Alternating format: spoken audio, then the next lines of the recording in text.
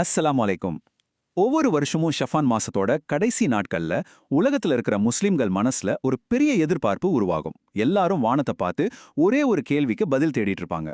வாங்க அந்த கேள்விக்கு இஸ்லாமிய வழிகாட்டுதல் என்ன சொல்லுதுன்னு நம்ம சேர்ந்து பார்க்கலாம். ஆமா, அந்த கேள்வி இதுதான். ரமதான் எப்ப தொடங்குது? இது சும்மா கேலண்டர்ல ஒரு தேதியை குறிக்கிற விஷயம் மட்டும் இல்ல. இது உலகம் முழுக்க கோடிக்கணக்கான முஸ்லிம்களோட ஒரு புனிதமான ஆன்மீக பயணத்தோட ஆரம்பம். அப்போ இந்த கேள்விக்கு இஸ்லாம் கொடுக்கிற தெளிவான தீர்வு என்ன? வாங்க பாப்போம். இந்த முக்கியமான கேள்விக்கு பதில் கண்டுபிடிக்க இஸ்லாம் நமக்கு ரொம்ப தெளிவான நபி வழியில காட்டப்பட்ட ரெண்டே முறைகளை தான் சொல்லி கொடுத்திருக்கு. ஒரு சுவாரஸ்யமான விஷயம் என்னன்னா, இந்த முறைகள் வெறும் யூகங்களோ இல்ல ரொம்ப சிக்கலான கணக்குகளோ கிடையாது. இது ரொம்ப நேரடியான தெளிவான இறை வழிகாட்டுதலோட அடிப்படையில அமைஞ்சிருக்கு. அதுக்கு ரெண்டு வழிகள் தான் இருக்கு. முதல் வழி ருய்யத்துல் ஹிலால், அதாவது பிறைய கண்ணால பாக்குறது. ஷவான் மாசத்தோட 29வது நாள் சாயங்காலம் நம்பிக்கையான ஒருத்தர் பிறைய பார்த்துட்டார்னா அடுத்த நாள் ரமலான் தொடங்கிடும். சிம்பிள். ரெண்டாவது வழி இக்மால் ஷஃபான். ஒருவேளை மேகமூட்டமா இருக்கு இல்ல வேற ஏதோ காரணத்தினால பிறை தெரியலன்னா ஷவான் மாசத்தை 30 நாளா முழுமைப்படுத்திடணும். அதுக்கப்புறம் ரமதான் ஆரம்பிக்கும். இந்த ரெண்டு முறைகளோட அழகே அதோட எளிமையில தான் இருக்கு இல்லையா? பாருங்க, பிற தெரிஞ்சா அதை ஃபாலோ பண்றோம், தெரியலையா எந்த குழப்பமும் தேவையில்லை. ஷபான் மாசத்தை 30 நாளா முழுமையாக்கிட்டு உறுதியான நம்பிக்கையோட ரமலான ஆரம்பிக்கிறோம். இது எவ்வளவு ஒரு பிராக்டிக்கலான வழிகாட்டுதல். சரி, இந்த முறைகள் எல்லாம் எங்க இருந்து வருது? இதெல்லாம் மனுஷங்க உருவாக்குனதா? இல்லவே இல்லை. இந்த வழிகாட்டுதல் இஸ்லாத்தோட மூலத்திலிருந்தே, அதாவது நம்ம முகமது நபி ஸல்லல்லாஹு அவர்கள் கிட்ட இருந்து நேரடியா வருது. நபிசல்லா அவர்கள் சொன்னாங்க, சோமோலி ரோயேதி வா அஃப்தரோலி ருயேதி ஃபைன் கும்ம அலைக்கும் ஃப அக்மிலு ஐத்தத ஷாபான் தலாசீன யௌமா.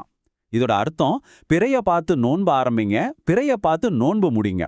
ஒருவேளை உங்களுக்கு மேகமூட்டமா இருந்தா ஷஃபான் மாசத்தை 30 நாளா பூர்த்தி செய்யுங்க. இந்த ஒரு ஹதீஸ் தான் இதுல ஃபைனல் வேர்டு. இதுல எந்த சந்தேகத்துக்கும் இடமே இல்லை. இந்த கொள்கை நடைமுறையில எப்படி இருந்துச்சுன்னு ஒரு அருமையான உதாரணம் இருக்கு.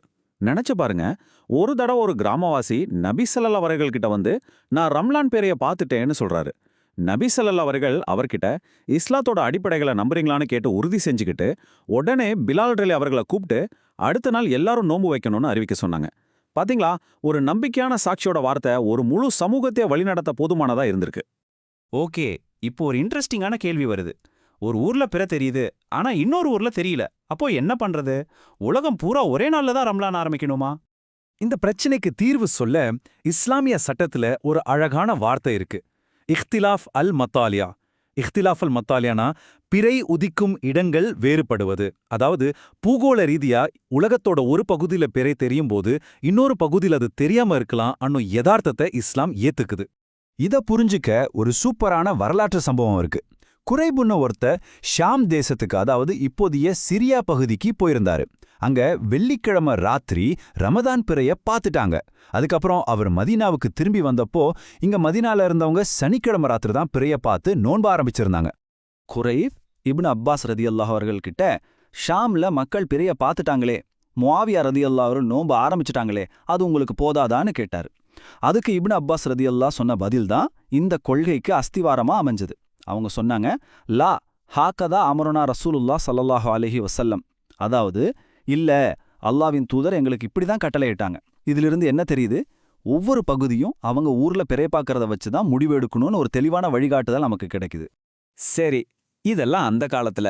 இன்னைக்கு நாம இவ்ளோ தூரம் பயணம் செய்யற இந்த காலத்துல இதெல்லாம் எப்படி பொருந்தும்? இது ரொம்ப முக்கியமான ஒரு கேள்வி இல்லையா? இந்த ஸ்லைடு பயணிகளுக்கு வரக்கூடிய பொதுவான சந்தேகங்களுக்கு தெளிவான பதில கொடுக்குது. யோசிச்சு பாருங்க, நீங்க ஒரு ஊர்ல நோன்பு ஆரம்பிச்சிட்டு இன்னொரு ஊருக்கு பயணம் பண்றீங்க.